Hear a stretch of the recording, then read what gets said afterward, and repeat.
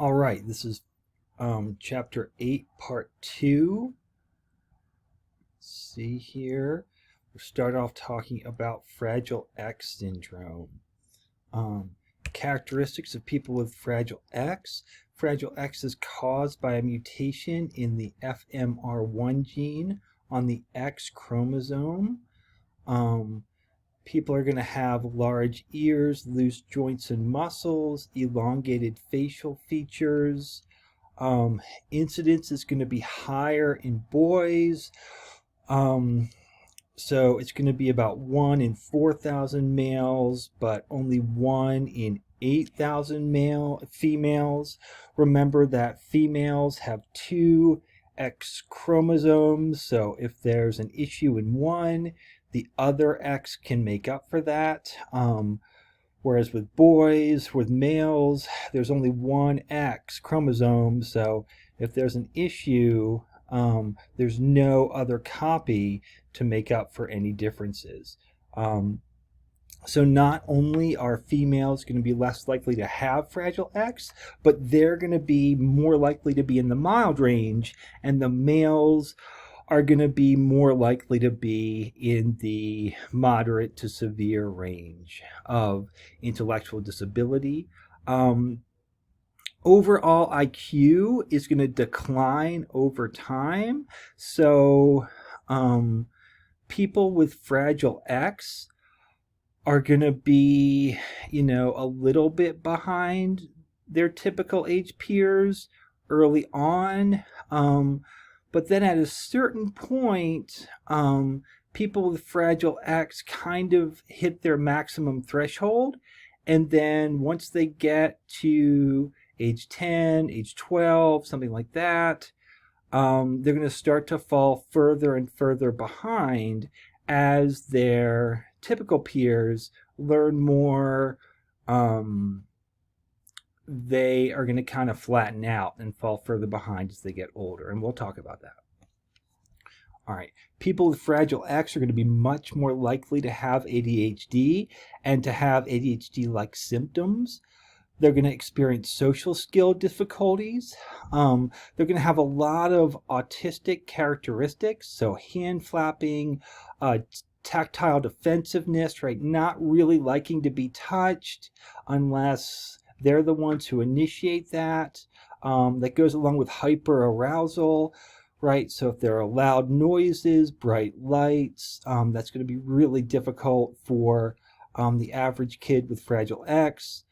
Overall, they've got good long-term and visual memory, so they'll be able to tell you things that happened in the past. They'll be able to tell you about things that they saw and witnessed. They're going to have good repetition skills. So if you say a sentence, they're going to be able to say that sentence back to you. All right. Early language development. So they're going to have people with Fragile X are going to have significant delays in early language development, right? They're definitely going to be on the SLP's caseload. At about 12 months of age,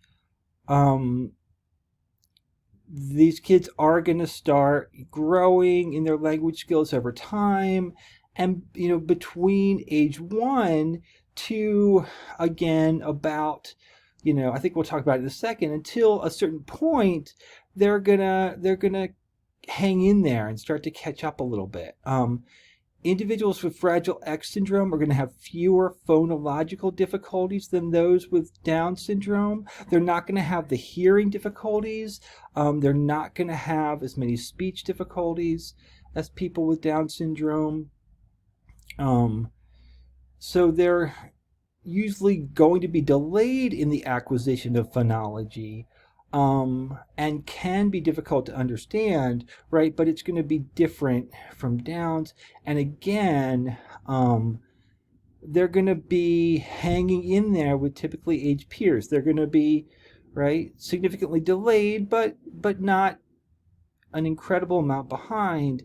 And then at a certain point, they kind of max out in what they're really able to do, and then the delays are going to start to get greater again about age 10, age 12, and so their reading performance will kind of stay with a younger child as their peers get better and better and better at reading and all the other things. Children with Fragile X have been found to lag behind in morphological development, but the gap is going to narrow, right, between age 2 and age 10 and age 12. Males with Fragile X might have receptive syntactic skills at about the level expected for their mental age. However, their expressive syntax skills are going to really struggle. So they're going to be able to comprehend longer sentences. However, they're not going to output those longer sentences. So their syntax skills receptively, they can hang in there, but they're not going to output long sentences. Part of the reason for that, right, is that these individuals are going to be much more likely to have social anxiety. So, speaking a lot, long sentences, they're going to maybe even want to talk in shorter sentences and not go on and on. Receptive vocabulary, again, so receptive syntax is not bad. Receptive vocabulary is going to be a strength for these kids. Some studies have shown that expressive vocab skills have been found to be significantly reduced. So again, right, what they can receive and understand is going to be higher than what they're able to express. Pragmatics, overall turn taking is not effective. Again, just like we said with people with Down syndrome, they're not going to make a lot of contributions to maintain. So if they get that help from the partner, they can keep going, but they're not going to extend the conversation. The boys are going to use more non-contingent or off-topic discourse and more perseveration. So saying the same words, the same phrases over and over again in their utterances, in their paragraphs, in conversations, than will either typical peers or people with Down syndrome. Adolescents are going to have more repetitions. So I left the house, and more disfluencies overall than other persons with either ID or autism. So communication is difficult. Again, receptive is going to be a strength. Expressive is going to be hard. We talked about a lot of these kids are going to be also on the autism spectrum. They're also going to be, so we're talking about pragmatics. Again, when they're talking, they're going to have a harder time with the theory of mind idea, which we'll talk about later too. But in theory of mind, right, you don't know what the other person doesn't know. So you're going to use a lot of he and her and she without telling people who that is, right? So a lot less consistent reference going on. All right, Williams syndrome. This is going to be a more rare disorder that's going to cause intellectual disability. This is going to be a deletion of part of chromosome 7. This is going to be about 1 in 20,000 kids. Usually going to be mild to moderate intellectual disability. And these kids are going to have fairly unique personalities. They're going to be super friendly.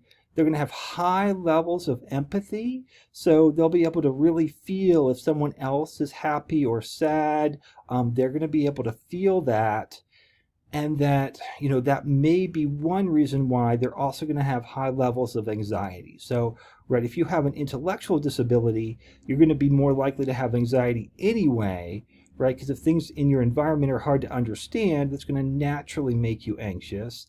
But then also, if you can really feel the feelings of others, that can make you more anxious as well. So those are going to combine, and then maybe there's something about Williams syndrome that also the kids are just more likely to be anxious too. So all of that combines with a lot of anxiety, but a lot of really friendliness too. So language acquisition is going to be usually delayed. again, sort of the same things we're talking about, right? Now, these kids are going to have larger expressive vocabulary. So their receptive vocabularies are going to be about the same as the other kids with intellectual disability, but they're going to be able to express, like if they can understand something, they're going to be able to say it. They're going to be about equal. Children do experience delays in vocabulary acquisition compared to typically developing children, so they're going to be behind. Everybody with a cognitive impairment is going to be behind in what they're doing, and again, they are going to have that referential communication issue. So they've been found to use words to refer to objects even before they point. So they're not going to necessarily point or gesture. They're going to actually start out with words. Because Williams syndrome is more rare, we probably have the least amount of research on these kids. They're going to have strong phonological abilities. So their phonological skills are going to be well ahead of their other language skills. Syntactic skills have been reported to be at or even above what would be expected for their mental age. And again, their expressive syntax is going to be pretty good. They can use a variety of grammatical forms, including complex constructions such as relative clauses, the passive voice. So they're going to have some longer sentences and more complicated sentences than other kids that have the same level of cognitive impairment. So again, they're going to be pretty strong with that. However, the semantic abilities are going to be even more advanced. So these kids are going to typically have a large and sophisticated vocabulary, might use words that not even typically developing children use. So they're going to be right on par in a lot of ways with the content and semantics. Where they're going to have difficulty will be with spatial ideas, so under, over, in front of, behind, temporal ideas, right? What happened in time, right? Before, after, and quantitative concepts. So any quantities, any mathematical concepts, and part of this might be due, they've got a lot of difficulties with visuospatial processing. So having a hard time trying to figure out what is where. Pragmatics. Often sociable and friendly to the point where they may put themselves in danger, right? So if these kids are out with mom and dad and they're at a basketball game or they're out somewhere, all of a sudden parents look up and they're in somebody's lap just kind of talking to them, right? So, and that's really friendly and social and positive, but right, that can also be, if you're not in the lap of the right person, that can not be a good thing. We're going to have difficulty with turn taking, topic maintenance, and a tendency to perseverate on topics that are of particular interest to them, right? So maybe this is part of the idea that these kids are going to be more likely to have autism, right? They're going to be focused on certain topics and say them over and over again, think about them more than the average kid. They're going to tend to provide too little information to their conversational partner, right? That theory of mind idea. They're more likely than typical developing children to misunderstand their conversational partner, right? So they're not going to give enough information when they're talking, and they're not going to understand as much as the typical person. All right. Instructional principles for working with people who are cognitively impaired. We want to start language intervention as early as we possibly can with these kids, right? We talked about with kids with Down syndrome, we want to help them with getting endings on words so they can be intelligible, right? Intelligibility is going to be a big factor here. We're going to assess language in lots of different contexts, right? So these kids might have an easier time talking to mom or dad because mom and dad don't need the background information. But when they're talking to peers, when they're talking to people they don't know, they're going to struggle a lot more.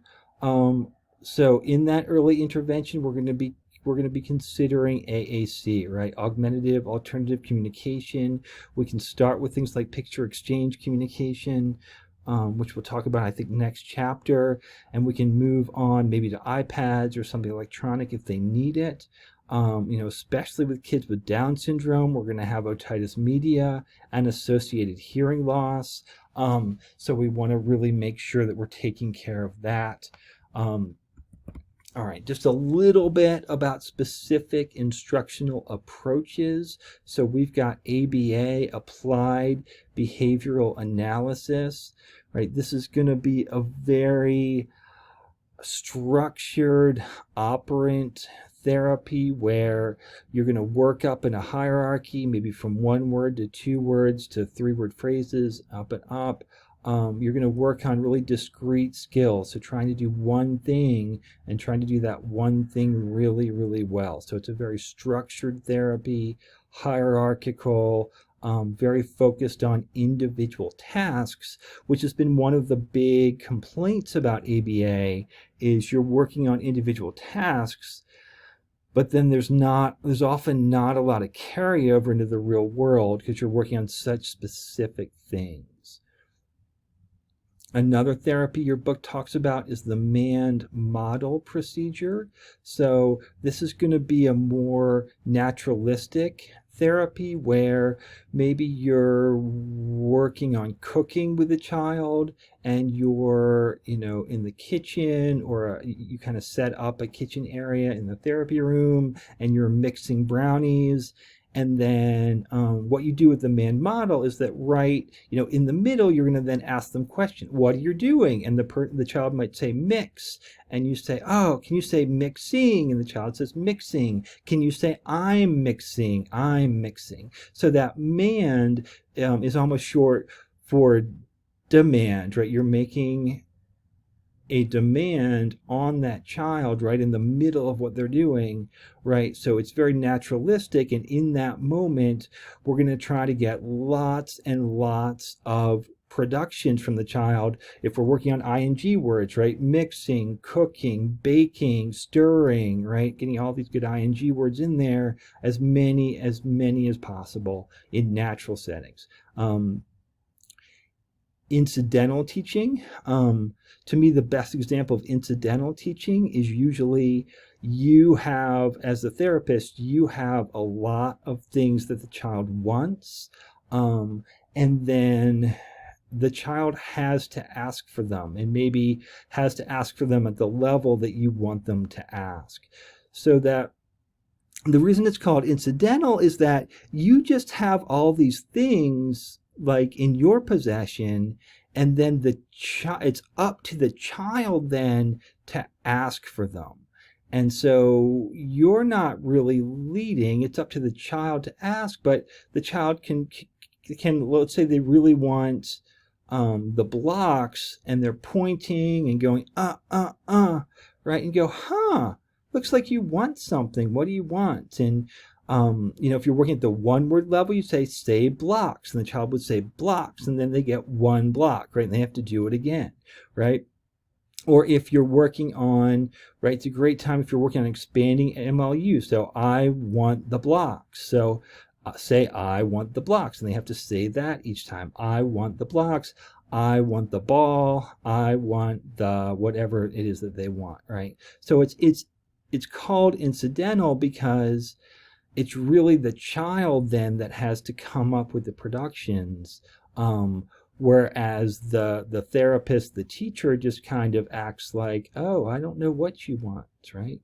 And then last thing, we've got interrupted behavior change strategy, and all of these are kind of related, but an interrupted behavior change strategy, you're going to do something natural. You're going to be engaged in an activity that the child enjoys doing and that they're able to do. And then right in the middle of that activity, in order for them to move on, they might have to name 10 things in the room, or they might have to say 10 sentences, or they might have to do something. So you're doing something the child already knows how to do and enjoys doing, and then right in the middle of that, in order to move on with the activity, they're going to be expected to do certain things.